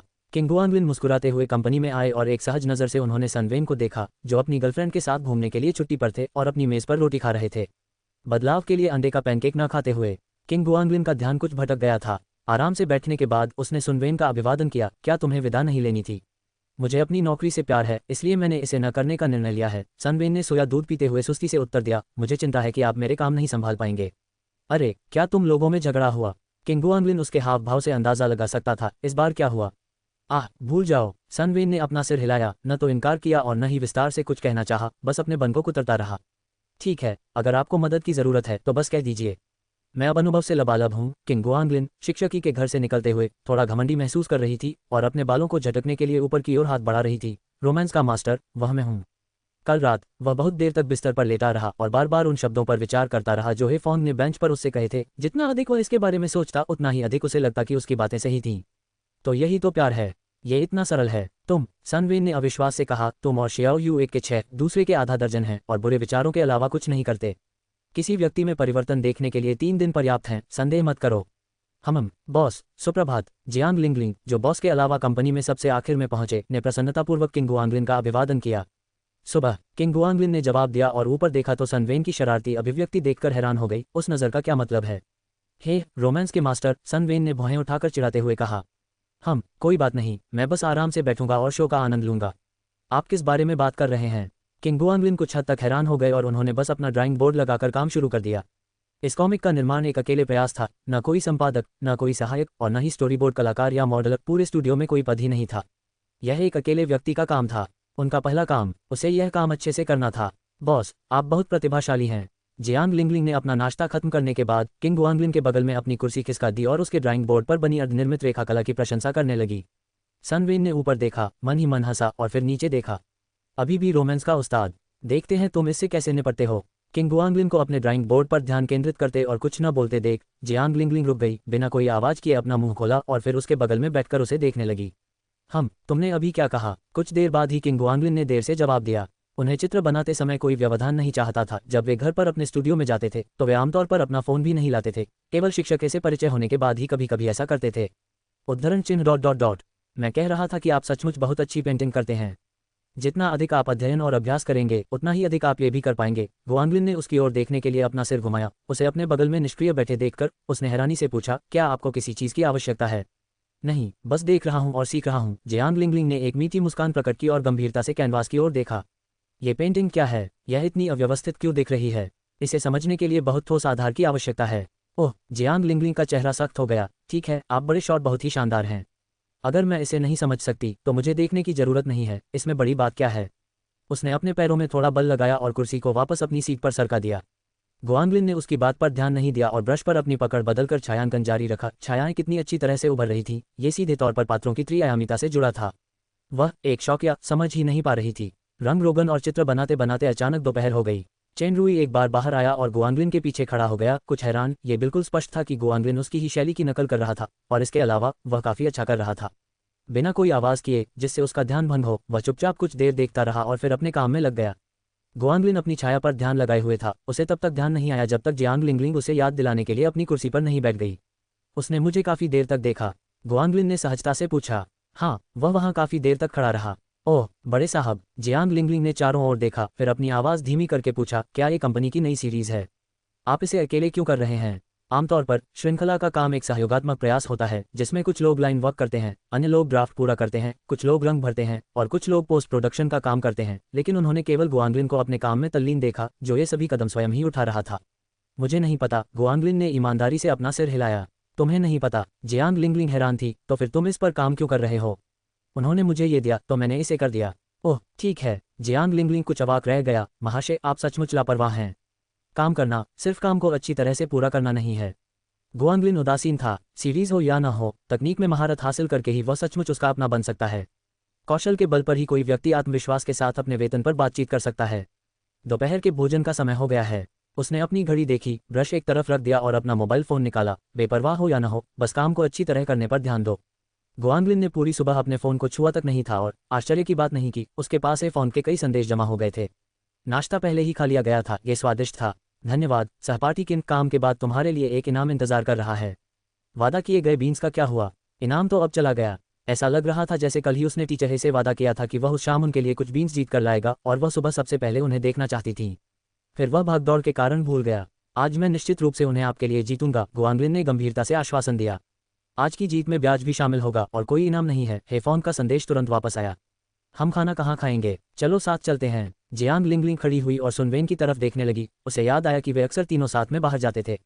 गुआंगलिन ने टीचर के साथ अपनी बातचीत रोक दी। एक पल के लिए हिचकिचाया। ऐसा लग रहा था जैसे वह हमेशा उसे दोपहर के भोजन के लिए आमंत्रित करना चाहती थी, है ना? यह अच्छा नहीं था, फिर से सुविधाजनक नहीं। जियांग लिंगलिंग ने गुआंगलिन की अभिव्यक्ति को देखते हुए जानबूझकर पूछा। ये सुविधा की बात नहीं है, गुआंगलिन ने हंसते हुए कहा। ऐसा लग रहा था कि वह मना करने को तैयार नहीं है। उसने अपना सिर घुमाकर देखा और सुनवेन खड़ी होकर उनकी ओर आ रही थी और बोली, हम आमतौर पर एक समूह के रूप में एक साथ खाना खाते हैं और तुम एक लड़की होने के नाते। कोई बात नहीं। जियांग लिंगलिंग ने सुनवेन की ओर हाथ हिलाया। भाई वेन, मुझे अपने साथ दोपहर के भोजन पर ले चलो। जरूर, चलो साथ चलते हैं। सनवेन यूले के साथ आया। चलो चलते हैं। चलो चलें। गुआंगलिन ने कुछ और नहीं कहा और उनके साथ बाहर निकलते हुए शिक्षक से बातें करने लगा। वह शुरू में लंच के दौरान सुनवेन को कुछ सलाह देना चाहता था। अब ये ज़रूरी नहीं था क्योंकि एक और व्यक्ति के आने से निजी मामलों पर बात करना मुश्किल हो गया था। बेहतर होगा कि हम जल्दी करें और टीचर हे के लिए वे बीन्स जीत लें। अध्याय 128, अध्याय 127, चूसो चूसो चूसो। सामान्य रूप से भोजन का ऑर्डर देते हुए जियांग लिंगलिंग ने भुगतान करने में जल्दबाजी नहीं की, जिससे किंग गुआंगलिन ने राहत की सांस ली। वह बस इस बारे में बहुत ज़्यादा सोच रहा था, क्या यह मज़ेदार है। सन वेन ने चारों ओर देखा। यूले और किंग गुआंगलिन एक दूसरे के सामने बैठे थे, सिर झुकाए जमींदार से लड़ने के एक जोशीले खेल में बहुत केंद्रित दिखाई दे रहे थे। मज़ा मज़ा बचकानी, सन वेन ने उपहास किया। यहाँ तक कि लिंगलिंग, जो एक लड़की है, भी नहीं खेल रही है और तुम दोनों बड़े आदमी। चलो सब मिलकर खेलते हैं। जियांग लिंगलिंग ने अपनी जेब से फ़ोन निकाला। हम एक कमरा बनाकर एक दूसरे से मुकाबला कर सकते हैं। उद्धरण चिन्ह डॉट डॉट डॉट उद्धरण चिन्ह। ज़रूर, जब तक मैं ये खेल खत्म न कर लूँ। रुको। यूले को अपने जानने वालों के साथ खेलना ज़्यादा मज़ेदार लगता था। भाई लिन, तुम्हारा क्या हाल है? मैं बीन्स के बिना मित्र युद्ध नहीं खेलता। किंग गुआंगलिन ने अपना सिर हिलाया। वह केवल शिक्षक है के लिए बीन्स जीतने के लिए खेलता था। बीन्स के बिना वह खेलने के लिए परेशान नहीं हो सकता था। ओह ठीक है, तो एक कमरे में खेल शुरू करने के लिए आपको 3 लोगों की आवश्यकता होती है। 2 अजनबियों के साथ मेल नहीं खा सकते। यूले ने जियांग लिंगलिंग की ओर कंधे उचका दिए और दूसरा खेल शुरू कर दिया। दोपहर के समय असहनीय गर्मी थी। ऊपर पंखा चलने के बावजूद भीषण गर्मी ने सभी को चिड़चिड़ा बना दिया था। सुनवेन डिस्पोजेबल चॉपस्टिक्स के साथ ऐसे खेल रहा था जैसे कोई वैज्ञानिक प्रयोग कर रहा हो, और गलती से क्लिक की आवाज़ के साथ वे टूट गईं। तुम सचमुच आलसी हो। किंग गुआंगलिन ने अपना फ़ोन पैक किया और अपने हाथ में आधी चॉपस्टिक को देखा। संसाधनों की बर्बादी कर रहे हो। ये बहुत नाजुक है, मैंने ज़रा भी जोर नहीं लगाया। सुनवेन ने चॉपस्टिक्स को अपने पैरों के पास कूड़ेदान में फेंक दिया। तुम खेल क्यों नहीं रहे हो? बीन्स खत्म हो गए। दुर्भाग्यवश उसने एक ही बार में सब कुछ खो दिया। बेहतर होगा कि वह कर्ज लेते रहें, क्योंकि वह पहले से ही बहुत कर्ज में डूबा हुआ था। थोड़ा अधिक या कम, ब्याज सहित या बिना ब्याज के, उसे चुकाना एक ही बात थी। असंभव। अरे क्या तुम कार्ड याद करने में अच्छे नहीं हो? जब आप बदकिस्मत होते हैं तो कार्ड याद रखना बेकार है। वे खुलकर खेलते हैं। मैं उनके कार्ड देखता हूँ और फिर भी जीत नहीं पाता। सचमुच? यूले ने अपना फ़ोन पलटते हुए हंसते हुए कहा। उसने अभी अभी एक मजबूत हाथ निकाला था, एक सुपर गुणक के साथ एक खुला हाथ, जिसने दोनों किसानों को लापरवाही से खेलने से डरा दिया था। तुम्हारी ये किस्मत। किंग गुआंगलिन अवाक रह गया। अगर उसे पहले ऐसा हाथ मिल गया होता तो वह एक ही बार में हजारों बीन्स जीत सकता था। अशुभ। सनवेन ने खेलने के लिए डिस्पोजेबल चॉपस्टिक्स की एक और जोड़ी निकाली। तुम वाकई बहुत अशुभ हो। अभी भी उतना नहीं जितना तुम। उद्धरण चिन्ह डॉट डॉट डॉट उद्धरण चिन्ह। सनवेन ने अनिच्छा से बात करना बंद कर दिया। वह वास्तव में बहुत ही बदकिस्मत था। एक विचार के बाद उसने यूले की ओर एक गहरी सांस ली। तुम क्या कर रहे हो? किंग गुआंगलिन हैरान था और यूले ने उत्सुकता से सनवेन को देखा। इसे यूरोप की आभा को अवशोषित करना कहते हैं। सनवेन ने आंख मारी। सारी अच्छी किस्मत को चूस लेना। क्या ये काम करेगा? मैं भी कोशिश करूंगा। किंग गुआंगलिन ने सुनवेन की नकल करते हुए यूले की ओर गहरी सांस लेते हुए सिर हिलाया। वास्तव में अब मैं अधिक भाग्यशाली महसूस कर रहा हूँ। उद्धरण चिन्ह डॉट डॉट डॉट उद्धरण चिन्ह। उद्धरण चिन्ह डॉट डॉट डॉट उद्धरण चिन्ह। यूले उन दोनों को देखकर अचंभित हो गया। क्या एक अच्छा हाथ पकड़ना इतनी बड़ी बात थी? मुझे उम्मीद नहीं थी कि तुम लोग इतने बचकाने होगे। जियांग लिंगलिंग उन्हें देखकर दंग रह गई। उसका चेहरा चीख रहा था। क्या ये भी कोई चीज़ है? तुम समझ नहीं रही हो, ये रहस्यवाद है। सनवेन ने उसकी ओर सिर हिलाया। कोशिश करना चाहोगी? जियांग लिंगलिंग ने यूले की ओर देखा और फिर मासूमियत से पलकें झपकाते हुए उसकी ओर देखा। वे सब ने ऐसा किया है, तुम भी कोशिश करो। नहीं नहीं, मैं पहले से ही काफ़ी भाग्यशाली हूँ। जियांग लिंगलिंग ने जल्दी से अपने हाथ हिलाए। यूरोप की आभा को अपने अंदर समेटना। क्या ये छोटे बच्चों की कल्पना नहीं है? सनवेन ने मुड़कर किंग गुआंगलिन की ओर एक और गहरी सांस ली, जो अचंभित रह गया। मेरे पास यूरोप की आभा नहीं है। मैं आपकी रचनात्मक आभा को अपने अंदर समाहित कर रहा हूँ। सनवेन ने गर्व से कहा। एक बार यह सब अवशोषित हो जाए तो मैं अजेय हो जाऊंगा। अरे मैं भी सांस लूंगा। यूले की आंखें चमक उठी जैसे ही वह किंग गुआंगलिन की ओर गहरी सांस लेने के लिए झुका। अरे रचनात्मकता जोड़ एक। पुरुष, वे तो बस बच्चे हैं जो कभी बड़े नहीं होते। जब तक सभी को भोजन नहीं मिल गया तब तक उन्होंने अपना व्यर्थ खेल समाप्त किया और भोजन करने बैठ गए। आज आपने अपने भोजन में सुधार किया। किंग गुआंगलिन सनवेन की प्लेट पर वसायुक्त मांस देखकर आश्चर्यचकित था। बेशक, अब से मैं हर दिन मांस खाऊंगा। क्या आपने स्विच किया? नहीं। सनवेन ने अपने मुंह के कोने को खींचते हुए मुस्कुराते हुए कहा। मैंने ब्रेकअप कर लिया है। ओह! किंग गुआंगलिन कुछ आश्चर्यचकित हो गए और एक क्षण सोचने के बाद बोले। क्या मुझे आपको बधाई देनी चाहिए? जरूर, मैं बहुत खुश हूँ। सनवेन ने पोर्क बेली का एक टुकड़ा उठाया, उसे दोनों तरफ से देखा, मुंह में ठूंसा और जोर जोर से चबाया। चलो जियाओ यू को बुलाते हैं और साथ मिलकर एक और दिन मनाते हैं। आह! किंग गुआंगलिन ने आह भरी। हालांकि छोटा दर्द लंबे दर्द से बेहतर होता है, फिर भी दर्द तो था ही, और वह सोच रहा था कि यह आदमी इसे कब उभरेगा। क्या भाई वेन का ब्रेकअप हो गया? यूले और भी हैरान हुआ। पिछली लड़ाई के बाद तो उनका ब्रेकअप नहीं हुआ था, इस बार क्या हुआ? उनका ब्रेकअप कैसे हुआ? तुम्हें कुछ नहीं पता। सनवेन ने आंखें घुमाई। झगड़े का रिश्ता टूटने से नहीं जुड़ा है। सबसे बुरे झगड़े भी सुलझ सकते हैं, बशर्ते कि चीजें शांत हो जाएं। तो फिर तुमने ब्रेकअप क्यों किया? जब आप बहस करने के लिए भी बहुत आलसी हो जाते हैं तभी आपका रिश्ता टूट जाता है।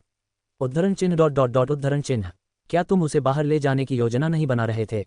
क्या ऐसा नहीं हुआ? किंग गुआंगलिन ने पूछा। मैं गया था, वहां गया और उसी दिन वापस आ गया। सनवेन ने मांस का एक और निवाला लिया, संतुष्ट होकर अपनी कुर्सी पर पीछे झुक गया, आंखें सिकुड़ते हुए। उसी दिन ब्रेकअप हो गया। क्या हुआ भाई वेन, हमें इसके बारे में बताओ। जियांग लिंगलिंग को कहानियां सुनना बहुत पसंद था। सनवेन ने उन तीनों की ओर देखा। उनके उत्सुक चेहरे देखकर उसने बार की ओर इशारा किया। जाओ, मेरे लिए कोक की एक बोतल ले आओ। जियांग लिंगलिंग जल्दी से कोक की 4 कांच की बोतलें ले आया। लो, आपके लिए स्ट्रॉ। धन्यवाद धन्यवाद, हमें स्ट्रॉ की क्या जरूरत है। सनवेन ने किंग गुआंगलिन का तिरस्कारपूर्वक मजाक उड़ाया। ये तो बहुत ही औरत जैसी हैं। मुझे लगता है कि बोतल का मुंह गंदा है। ये सब एक ही बात है, आप इससे बीमार नहीं होंगे। सुनवेन ने बोतल से सीधे आधी बोतल पी ली। ये कोक है, बियर नहीं। तुम बोतल में क्यों फूंक रहे हो। किंग गुआंगलिन ने देखा, उसकी मुद्रा शराब पीने जैसी थी। चलो, लंबी कहानी को छोटा करो भाई वेन, लिंगलिंग ने आग्रह किया। वह अपने भोजन के साथ एक कहानी सुनने की प्रतीक्षा कर रही थी। खैर, यह एक लंबी कहानी है। सनवेन ने कोक नीचे रख दिया और आह भरी। किंग गुआंगलिन ने हंसते हुए कहा, तो फिर लंबी कहानी को छोटा कर दीजिए। एक दिन का मामला कितना लंबा हो सकता है। साथ में बाहर गए, फिर खाना खाया, फिर लड़े, फिर अलग हो गए, बस। सुनवेन हंसा और खाना शुरू कर दिया। कोक के लिए शुक्रिया लिंगलिंग। उद्धरण चिन्ह डॉट डॉट डॉट उद्धरण चिन्ह, उद्धरण चिन्ह डॉट डॉट डॉट उद्धरण चिन्ह, उद्धरण चिन्ह डॉट डॉट डॉट उद्धरण चिन्ह। तुमने हमें कोक के लिए धोखा दिया है ना। किंग गुआंगलिन को शक हुआ। जियांग लिंगलिंग को भी इसका एहसास हुआ और वह बोला, नहीं, फिर से शुरू करो। यूले ने सुनवेन की तरफ देखा, फिर अपने हाथ में रखे कोक की तरफ, और चुप रहा। कोक के साथ, चाहे उसने कहानी सुनी हो या नहीं, उसे कोई दिक्कत नहीं थी। दुखद बात है, बेहतर है कि जिक्र नहीं किया जाए। सनवेन ने आह भरते हुए कहा, तुम्हें बस इतना जानना है कि मैं अब सिंगल हूं। अगर तुम्हारी कोई बहनें, गर्लफ्रेंड या सहपाठी हैं, तो उनसे मेरा परिचय जरूर करवाना। आप अनुमान लगा सकते हैं कि आपके छोटे छोटे मुद्दों के साथ क्या हुआ होगा। किंग गुआंगलिन ने खाना बंद नहीं किया था और लगभग खत्म हो गया था। उसने अपनी चॉपस्टिक नीचे रख दी और कोक की चुस्कियां लेने लगा। छोटी मोटी बातों का क्या मतलब है। वो एक शानदार प्रेम प्रसंग था। सनवेन समझ नहीं पा रहा था कि कोक की वजह से वो अपनी बात मनवा रहा था या बस मजाक में माहौल हल्का कर रहा था। अब ज्यादा निश्चिंत लग रहा था। उसकी भौहें उतनी सिकुड़ी हुई नहीं थीं। उसने शरारती मुस्कान के साथ आंखें भींच लीं। एक बोतल काफी नहीं है, एक और ले लो मेरे गले को आराम देने के लिए, फिर मैं तुम्हें अपनी शानदार प्रेम कहानी सुनाऊंगा। कमाल है ना। सपने देखते रहो। किंग गुआंगलिन को उस पर बिल्कुल भी विश्वास नहीं हुआ। अध्याय 129, अध्याय 128, एक बुद्धिमानी भरा कदम।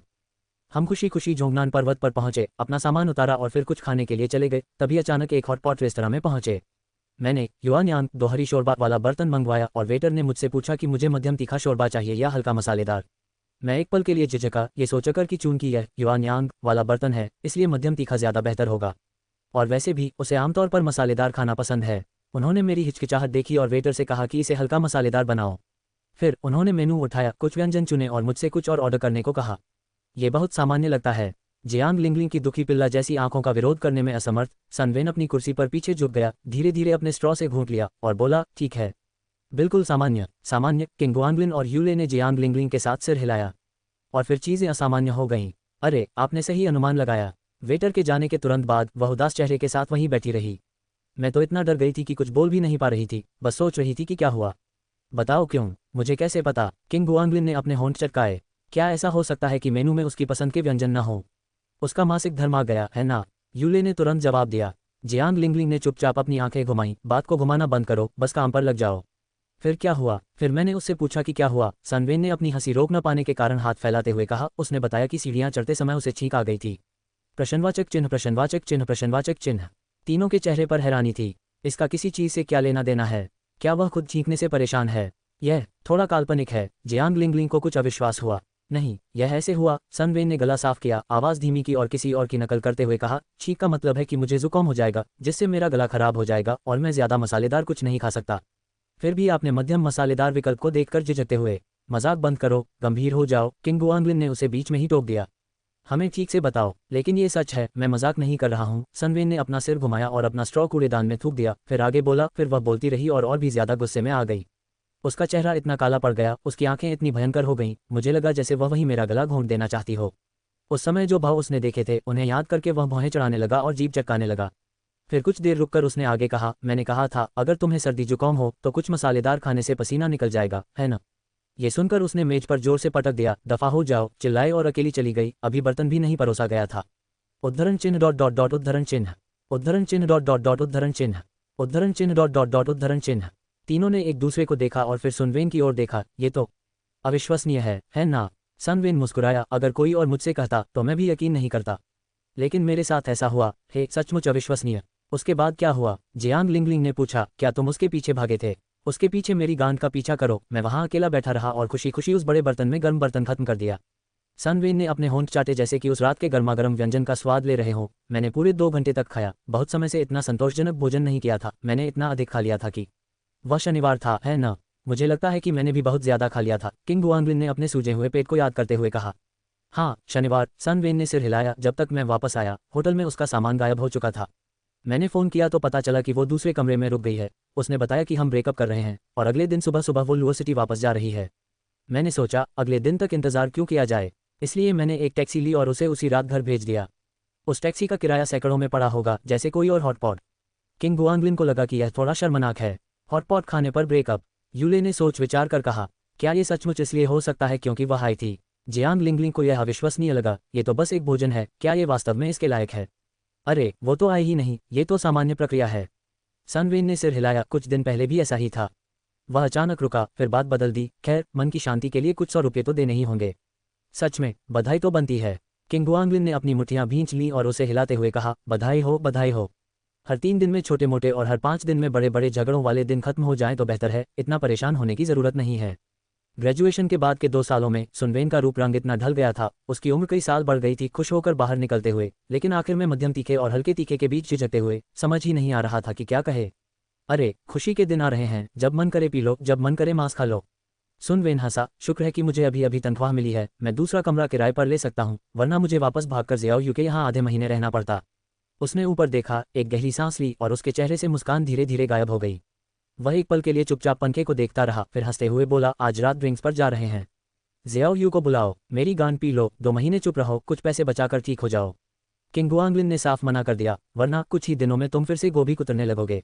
बेचारा भाई वेन। जियांग लिंगलिंग ने सहानुभूति से सुनवेन को देखा, फिर बार की ओर दौड़ा और उसके लिए कोला की एक बोतल ले आया। यह आपके लिए एक और बोतल है।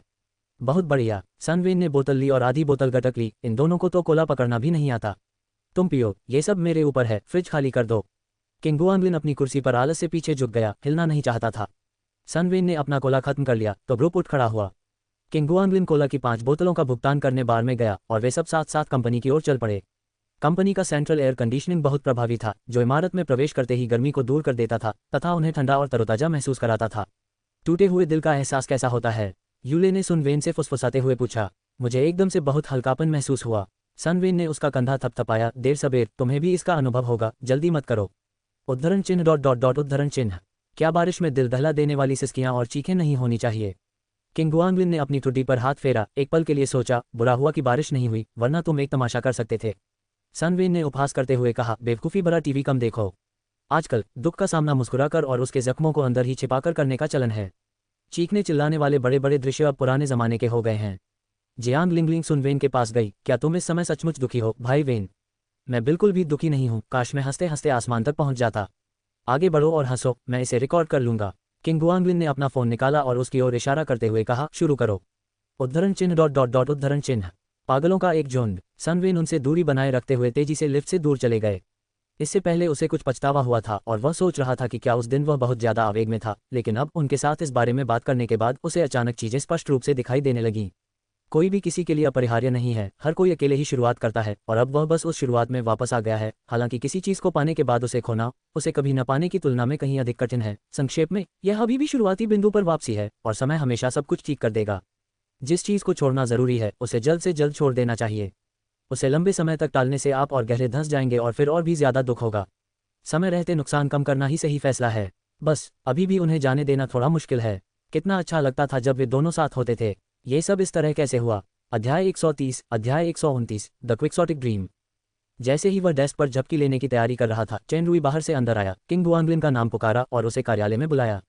बैठना। चेन रुई एक कागज का कप पकड़े हुए पानी भरने वाली मशीन के पास गया और 2 कप पानी भर लिया और एक कप किंग गुआंगलिन के सामने रख दिया और प्रशंसा में मुस्कुराते हुए कहा, मैंने आज सुबह तुम्हारा काम देखा। तुम तेजी से सीख रहे हो, है ना? तुमने सच में ऐसा पहले कभी नहीं किया? नहीं, पहली बार। किंग गुआंगलिन ने कप उठाया और एक घूंट लिया। क्या इसका मतलब है आप मुझे पूर्णकालिक कर्मचारी बना रहे हैं? उन्होंने सोचा कि कैसे चेन रुई उस सुबह काफी देर तक उनके पीछे खड़ा होकर उन्हें देख रहा था। शायद उसे लग रहा था कि वह काफी अच्छा कर रहा है। नियमित कर्मचारी बनने के बाद उसे अब उन 4 पैनल या 6 पैनल वाले कार्टूनों से निपटना नहीं पड़ेगा। ऐसा लगता है कि अब उसे उनसे परेशान होने की भी जरूरत नहीं है। तुम हमेशा रेगुलर बनने के बारे में क्यों सोचते रहते हो? चेन रुई हंसा। ठीक है, अब तुम रेगुलर हो। वह एक पल रुका, खुद को संभाला और बोला, दरअसल कुछ खास नहीं, बस यूं ही बात करना चाहता था। तुम्हारे करियर की क्या योजनाएं हैं? क्या इस नौकरी के बारे में तुम्हारे मन में कोई विचार है? योजनाएं, विचार। किंग गुआंगलिन एक क्षण के लिए अचंभित रह गए और फिर कुछ विचार करने के बाद बोले, मेरे विचार? ऐसा लगता है कि मेरे पास कोई योजना या विचार नहीं है। उसने चेन रुई की तरफ देखा, फिर एक और घूंट के लिए अपना प्याला उठाया और अपने मन की बात कही, मैं इस काम में हाल ही में आया हूँ।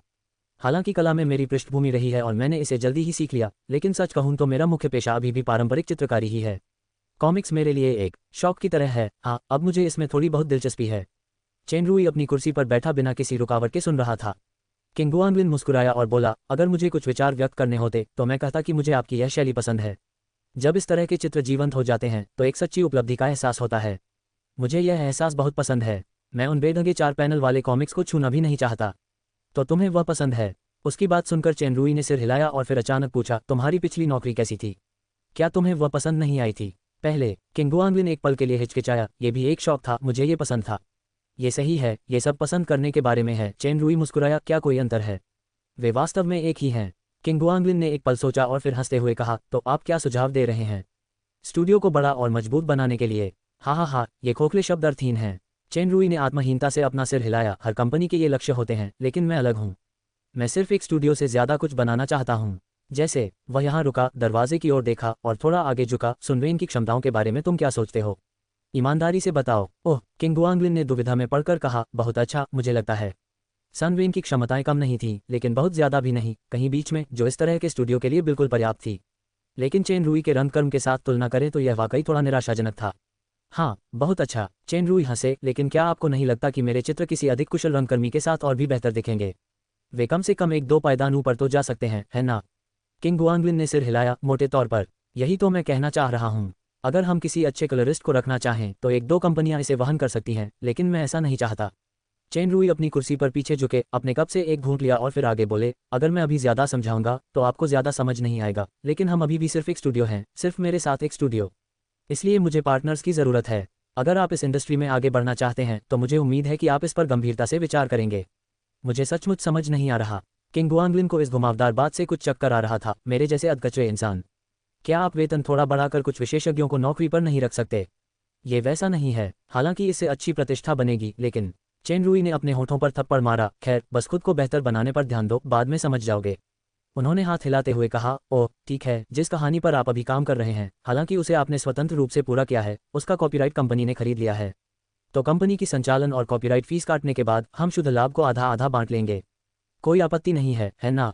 समान। किंग गुआंगलिन ने आश्चर्य से पलकें झपकाईं। हालांकि शुरुआती बातचीत में मुनाफे में हिस्सेदारी की बात हुई थी, लेकिन उसकी खास बातें नहीं बताई गईं। उसे लगा कि ये तो बस एक बोनस होगा। बेशक, कोई आपत्ति नहीं। इतना हैरान मत हो। उसके हाव भाव देखकर चेन रुई ने मुस्कुराते हुए कहा, ठीक है, मैं अब तुम्हें आराम से नहीं रोकूंगा।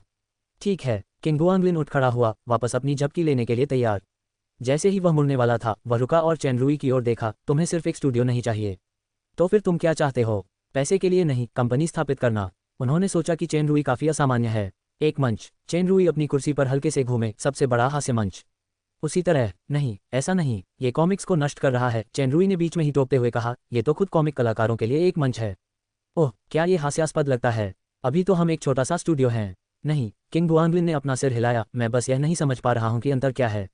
अंतर? अब चेन रुई के आश्चर्यचकित होने की बारी थी। वह छत की ओर देखते हुए सोच रहा था कि इसे समझने योग्य तरीके से कैसे समझाया जाए। मान लीजिए आप यहाँ से नौकरी छोड़ देते हैं, उन्होंने खिड़की से बाहर इशारा करते हुए कहा, घर चले जाते हैं, लेकिन फिर भी इस क्षेत्र में बने रहते हैं।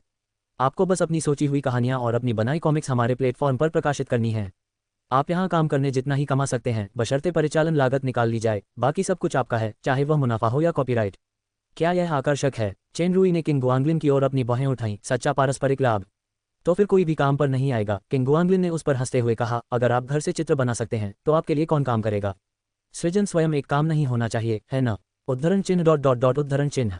केवल इसी तरह से उद्योग जीवंतता से परिपूर्ण हो सकता है और हर कोई इस चिंता के बिना सृजन पर ध्यान केंद्रित कर सकता है कि एक दिन जो कला वे बनाते हैं वह अचानक उनकी नहीं रह जाएगी। किंग गुआंगलिन ने उसे अंगूठा दिखाया, मैं आपकी सफलता की कामना करता हूँ। अपनी व्यक्तिगत ताकत से पूरे उद्योग को बदलना वास्तव में एक बहुत बड़ा सपना था। मुझे आशा है कि एक दिन ये कहा जाएगा कि हम सफल हुए। मैं तो बस एक नया खिलाड़ी हूँ। किंग गुआंगलिन मुस्कुराया और पलट गया, समय आने पर देखेंगे। खैर, मैं तुम्हारा समर्थन जरूर करूंगा। अनुभव तो कोई भी प्राप्त कर सकता है, लेकिन प्रतिभा इतनी आम नहीं है। चेन रुई ने उसके पीछे से कहा, आप बहुत प्रतिभाशाली हैं। इसे बनाए रखें, धन्यवाद। कार्यालय से निकलने के बाद किंग गुआंगलिन मेज पर लेट गया। उसे नींद नहीं आ रही थी, उसका दिमाग चेनरुई द्वारा बताई गई योजना से भरा हुआ था। योजना बना रहे हैं। अब इंटरनेट का युग है और एक बार आप इसे सीख लें तो आप किसी भी सार्वजनिक मंच पर कॉलम शुरू कर सकते हैं और संभवतः इससे अपनी आजीविका भी चला सकते हैं। यही उसकी योजना थी। चेनरुई का मंच बहुत अच्छा लग रहा था, लेकिन किसी तरह ये बहुत यथार्थवादी नहीं लग रहा था। ओह खैर, शायद थोड़ी संभावना थी। उसने अपने पास रखे ड्राइंग बोर्ड की ओर देखा और इस बात से इनकार नहीं कर सका कि यह विचार बहुत लुभावना था। आगे की कहानी सुनाने के लिए एम स्टोरी वर्ल्ड को सब्सक्राइब करो।